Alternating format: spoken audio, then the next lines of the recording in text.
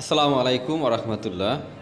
আজকে একটা আপনাদেরকে বড়ই বাগান ঘুরে ঘুরে দেখাবো এবং এখানে কি কি জাতের বড়ই চাষ করা হয়েছে এবং এই তার যে এই বড়ই বাগানটা করছে এখানে কত টাকা তার ইনভেস্ট হয়েছে এবং কত বছরে তার এই খরচটা উঠে আসবে এবং তারপরে সে লাভবান হবে।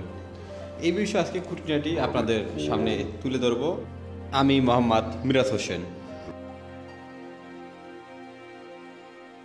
এই বড়ই বাগানটিতে মোট 4 জাতের বড়ই চাষ করা হয়েছে। এই বড়ইগুলা আমি তো খেয়ে দেখেছি, আপেল বা অন্যান্য বড়ই তুলনায় এই কাকার বাগানের বড়ই খুব মিষ্টি এবং এই মিষ্টি কেন হয়েছে সে একটা কথাই উত্তর দিছে যে এটা আল্লাহর দান।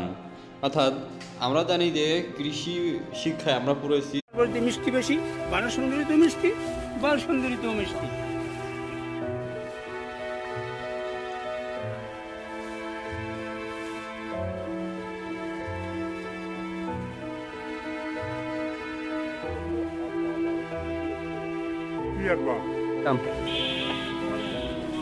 দাঁড়ান ওইখানে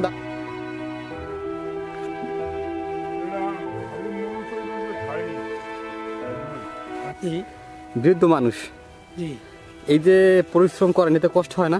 কষ্ট হয়, প্রচুর কষ্ট, কিন্তু তারপর তো মনে হয় একটা শান্তি আসে মনে শান্তি আসে। এই যে ফল দেখিয়া ফল দেখিয়া শান্তি আসে, ছিঁড়তে আসি, ব্যস্তে আসি। মানে দেখা যায় যে এই বৃদ্ধ বয়সে আপনি কিন্তু কাজের সহিত আছেন। এই যে যেটা বল সুন্দরী বড়ি, যেটা কয় বল সুন্দরী, এইটা আমরা 100, আমি খুচরা বেশি 140 টাকা পাই হবে ইনশাআল্লাহ। যাবে না? ওকে,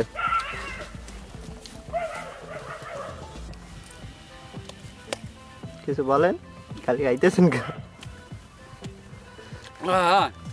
কি মিষ্টি মনে হয় যেন আপেল। ভাই আপেল কি, আপেল তো কষ লাগে, এই বড়ইটা মনে হয়, আমার মনে হয় এর বেশি 10টা বড়ের বেশি 10 টাকা, 5টা বড়ই খাইলে তার মানে আর খাইতে মন চাইবে না, এত পরিমাণ মিষ্টি মুখ ফিটে যাইবে।